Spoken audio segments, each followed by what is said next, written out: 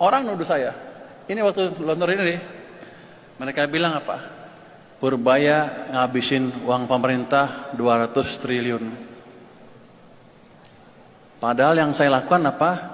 Saya pindahkan uang dari bank sentral ke bank komersial, BUMN, dalam bentuk seperti tabungan, deposit on call. Uangnya masih uang saya. Jadi ini balik, ekonomi recover, uang gua masih utuh.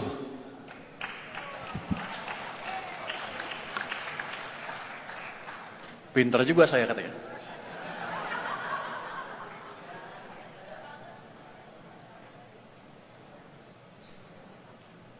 Itu seperti hal yang gampang. Kita pikirkan orang dalam negeri nggak ngerti. Tapi ternyata orang luar negeri juga nggak ngerti. Kalau Anda baca The Economist yang hari ini, yang terakhir, ada tuh tulisan yang bilang Indonesia raised its rainy day pot. Dia bilang di The Economist itu, saya ngabisin uang yang disimpan untuk keadaan susah sebesar 200 triliun. Padahal kan uangnya nggak habis, uangnya cuma saya pindahin aja. Jadi majalah The Economist yang canggih itu ternyata nggak sepinter gua.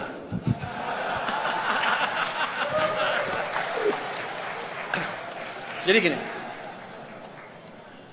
kalau saya aktifkan, ini kalau Anda baca yang hari ini, Pak Tantoy baca betul deh, dibilang saya salah, saya ini, gue bilang dasar majalah bego. Oh iya, ya dong, kan dia banyak ekonominya kan harusnya. Ternyata emang dugaan saya betul, dia nggak sepinter saya.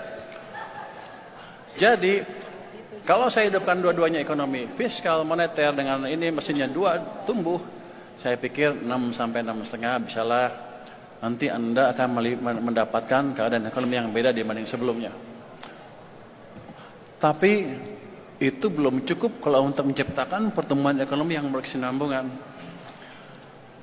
Iklim investasi kita masih berantakan, betul kan? One stop service, tapi nggak kelar-kelar. Boleh ngomongin nggak ya? Kalau nggak kita udah lari ekonominya, investasi udah ngebut. Sekarang kita sama Vietnam kalah, sama Thailand kalah, sama Singapura kalah, sama Malaysia kalah dalam hal menarik investasi. Kemarin Nvidia baru pilih Johor dibanding Indonesia. Kita kalah, kita mesti betulin. Gimana cara memperbaiki iklim investasi? Orang kan bilang, oke, Pur, kau perbaiki di atas kertas, undang-undangnya gimana ini? Ya, kalau di atas kertas, semuanya pasti bagus. Kalau saya panggil anak buah saya di Kementerian Keuangan, ada hambatan enggak? Enggak ada, Pak. Keluhan ada? Enggak ada, Pak. Tapi investasi enggak masuk. Kalau saya tanya pelaku bisnis, gimana? Kusut katanya, gitu kan? Jadi saya usulkan ke Menko Perekonomian, Pak Menko, kita buat task force untuk debottlenecking. Pak Menko setuju, Pak Presiden setuju, jadi sudah dibuat task force-nya, sudah di launch. Ada 3 task force di situ, ada 3 pokja, 1, 2, dan 3. Yang penting yang kedua adalah pokja debottlenecking. Ke depan kita akan perbaiki itu sehingga nanti iklim bisnis akan kita perbaiki secara bertahap langsung dari lapangan. Nanti dari situ kita betulin peraturannya. Bukan dari peraturan ke lapangan, dari lapangan ini ke peraturan nanti. Jadi teman-teman nanti kalau ada masalah bisnis, lapor ke tempat saya. Nanti saya umumkan besok mungkin lapornya kemana. Nanti akan kita bereskan. Apa otomatis para pengusaha domestik bisa berjaya? Enggak. Kalau kita tidak lindungi pasar domestik kita. Saya selalu bilang kan, kita nggak usah takut dengan global uncertainty. Kenapa? Tiap tahun selalu ada global uncertainty, nggak bisa kita kendalikan. Ngapain kita pusing-pusing?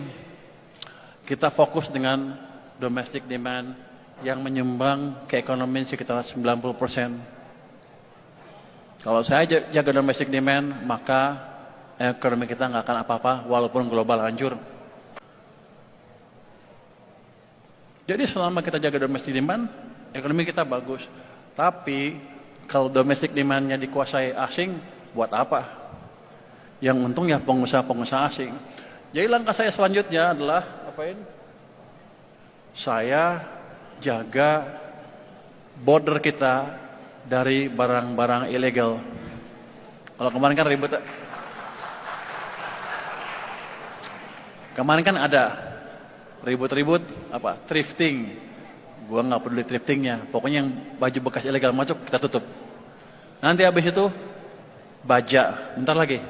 Habis itu sepatu, habis itu yang lain-lain.